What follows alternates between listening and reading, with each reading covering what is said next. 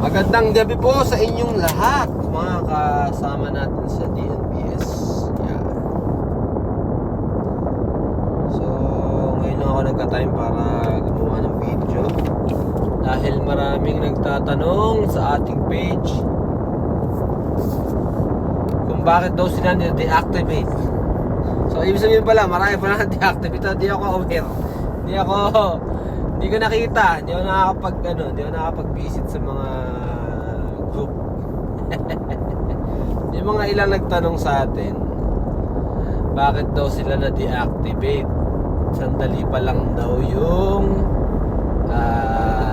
ibinayad nila. Parang ilang buwan pa lang. Yung isa, 3 months, isa 4 months, isa 5 months. Yung iba, hindi ko na binasa muna. So, tinignan ko lang, no? Ang madalas ko kasi replyan talaga yung mga nag-i-inquire about sa yung gusto nating ipalabas, no, na Mirage. Yun yung huling-huling unit muna ngayon na meron ng legit na PA. So, magbalik tayo dun sa nagtatanong, sa mga nagtatanong, no? Pero bago ko sagutin yung mga tanong, baka di ka pa nakasubscribe, please subscribe sa aking YouTube channel, Quiz TV, at pa-follow and share naman ang mga video natin dito sa ating page and even sa TikTok account po natin, no? Salamat po. So, magbalik po tayo sa ating topic. Yeah. At doon sila deactivate, isa lang ang sagot natin dyan. Andyan naman lagi sa ating page. Kaya na-deactivate kasi peke yung yung PA nyo. Hindi po PA, CPC. Yun yung masakit. CPC yung peke. So, yun yung masakit. Kasi po guys, hindi po naka-open ang slot. So, it means pag hindi naka-open ang slot, nagkaroon kayo ngayon ng kayo ng papel ngayon, nakabiyahe yung unit nyo, matik po yung peke po yan. Kami nga naghihintay diba? Naghihintay nga kami. Naghihintay kami ng legit na papel. Tulad kunyari, example, yun yung mga nagpa-assist sa atin na mga unit, legit na proseso, no? Legit na proseso, naghihintay sa slot. Kaya nakaline up po sila. Maghihintay sila talaga ng buwan mag-open. Pagka nag-open, proseso. Ganun po yung legit na proseso. Hindi yung nagbayad sila ng ganitong amount, medyo malaki din yung binayad nila. So nagbayad sila ng ganitong amount, tapos after ilang buwan deactivated sila. So paano daw mangyayari ngayon?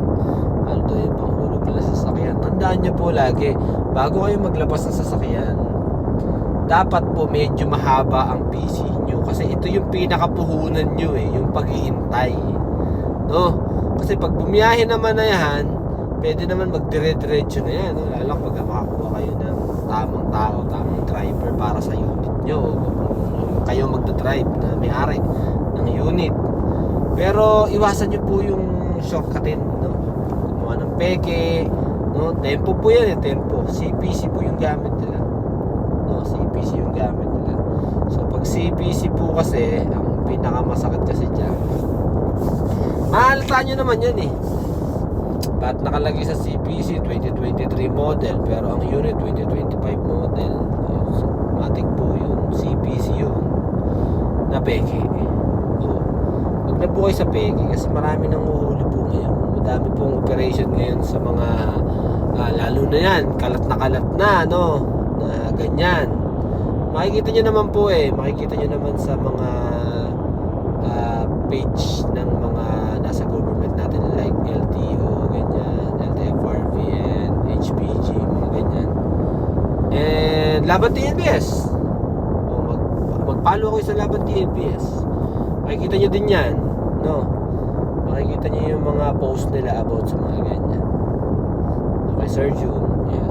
Siyempre sila katulad po niya rin nila Sir June, hindi sa InDrive o even sa Grab, di ba? Hindi hindi naman talaga sila sobrang aware. What I mean, hindi talaga nila agad ma-check yan kung sino yung mga nagpapasok ng peke sa system nila. Pero once na-check nila yan, tatanggalin talaga nila yan.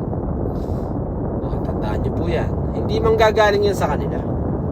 No? Hindi manggagaling sa kanila yan na yung peke. Hindi manggagaling sa kanila yan. Siguro pinapasok nyo sa system nila, sa mga app nila. Pero makikita po nila yan. Tandaan nyo po yan. So kung gusto nyo po ng maayos na biyahe, doon tayo sa legit. Kasi pagka nagka-legit na kayo, pang matagalan na po yan. Yun lagi nyo isipin mo. Kaya worth it na mag-intay. Pag nag-intay ka, okay na. Pagka lumabas na, okay na noon. No? Basta makapagpasa ng mga requirements, okay na noon. Pang matagalan na yun. Hindi pwede mabilis. No? Sabi nga, true love waits. Kung mahal mo, hintayin mo. So that's it. Yun lang ang kasagutan natin sa ating mga kaibigan na naghihintay ng sagot. Ako ay sa labas pa ng ganitong oras, 11 PM. Isusunduin lang po ako sa gawing NLEX.